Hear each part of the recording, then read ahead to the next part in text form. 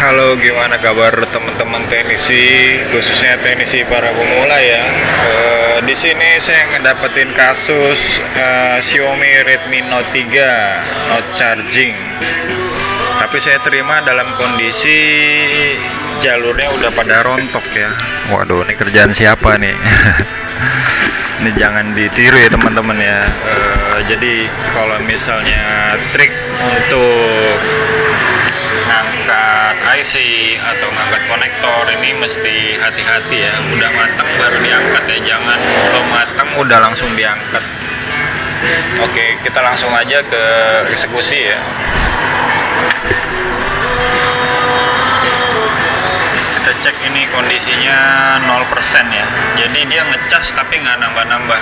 Jadi untuk teman-teman, untuk analisa awal ini kita mesti teliti ya, jadi mesti teliti. Jadi belum tentu di konektor, bisa jadi di yang lain ya, bisa baterai, bisa di IC cas. Jadi kita mesti cek dulu step-stepnya, mulai dari yang termudah ya dari sini, dari kita cek konektor ya, ganti konektor ya. Nah ini sebelum kita eksekusi jangan lupa teman-teman untuk melepas baterai ya.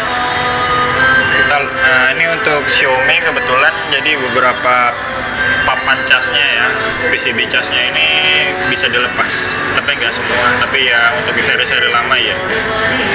Nah ini kita langsung coba di cas dulu ya.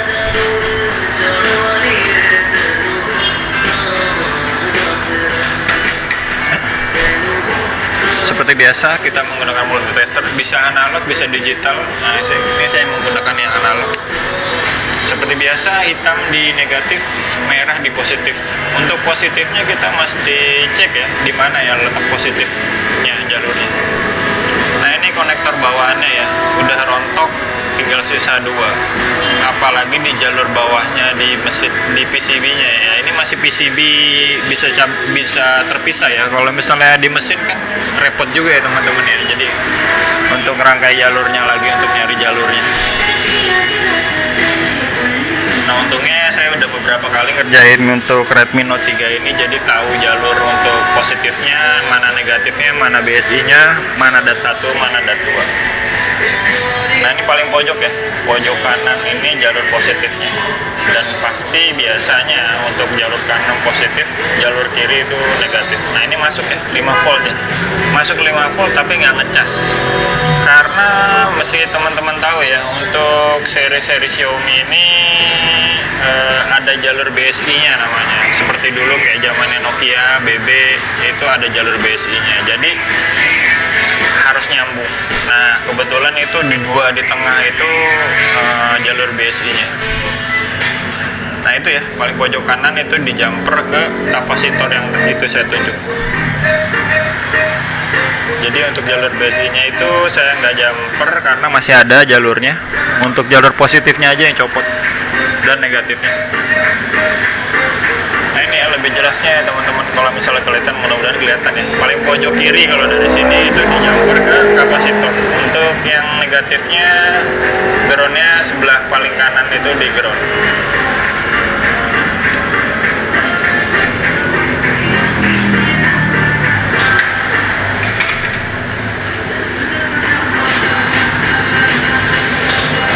Setelah itu langsung kita pasang.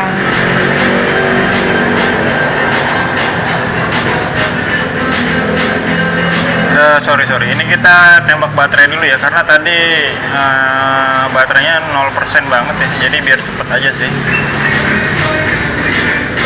biar cepat untuk pengisian, kelihatan apa ini mengisi atau enggak. Kalau misalnya 0% biasanya kebanyakan sih nggak ngisi ya teman-teman ya, jadi harus kita tembak dulu ya baterai ya. Jadi posisinya setidaknya harus terisi dulu, baru bisa dipastikan ini bisa ngecas apa enggak. Biasanya kalau dari 0% tuh untuk naik ke 1%-nya itu agak sulit. Jadi untuk teman-teman yang ngadepin kasus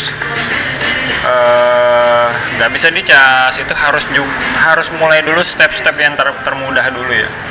dari mulai ganti konektor, dari mulai baterai. Kadang-kadang kita juga ketemu user yang mas ini rusaknya apa, ya kita nggak bisa. Jadi kalau saya pribadi sih saya bilang saya analisa dulu gitu loh. Jadi nggak bisa kita main tebak-tebakan.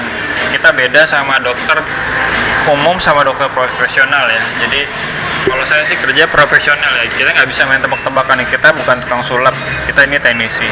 Jadi kalau misalnya dipaksa untuk customer, ini rusaknya apa? Ya saya tanya balik, kendala awalnya kenapa? Tiba-tiba mati ya kan tiba-tiba ya. Kalau tiba-tiba itu sulit ya teman-teman ya. Jadi kalau misalnya kita coba aja datang dokter, dok ini saya sakitnya apa? Ya dokter mana tahu, tiba-tiba orang datang suruh nanya sakitnya apa gitu kan. Jadi kalau saya sih analisa dulu, nggak bisa main tebak-tebakan. Kecuali kalau misalnya ya, mau main tebak-tebakan langsung saya kasih harga tinggi. Tapi biasanya mereka kaget, kok mahal banget? Ya kan suruh tebak-tebakan. Daripada saya salah, lebih baik saya analisa dulu. Gitu ya teman-teman ya. Jadi kemana-mana nih. Jadi ini kayak kasusnya ditembak baterai aja ya. Jadi setidaknya hanya untuk mengisi baterai aja. Jadi bukan sampai full, lama banget ya kalau misalnya untuk sampai full ya. Jadi nggak mungkin kita buang-buang waktu. Setidaknya keisi baterai sedikit. Baru kita langsung masukin baterainya. Oke teman-teman, ini saya nggak mungkin setiap kasus saya sharing ya. Jadi keterbatasan waktu sama keterbatasan sumber daya juga. Yang saya sempat sharing, yang nggak sempat ya ada kadang user mau ditunggu. Nah alhamdulillah ya itu 1% ya, jadi berarti sudah nambah ya. Berarti tadi kan pertama 0% ya. Sedikit sharing ya teman-teman ya. Jadi saya nggak semuanya untuk saya sharing ya. Setiap kasus kadang ada customer datang, mereka mau buru-buru gitu. Jadi nggak sempat saya untuk videokan, dan video ini perlu teman-teman tahu bahwa ini lumayan menyita waktu ya untuk editing ya. Jadi nggak semuanya video saya bisa upload.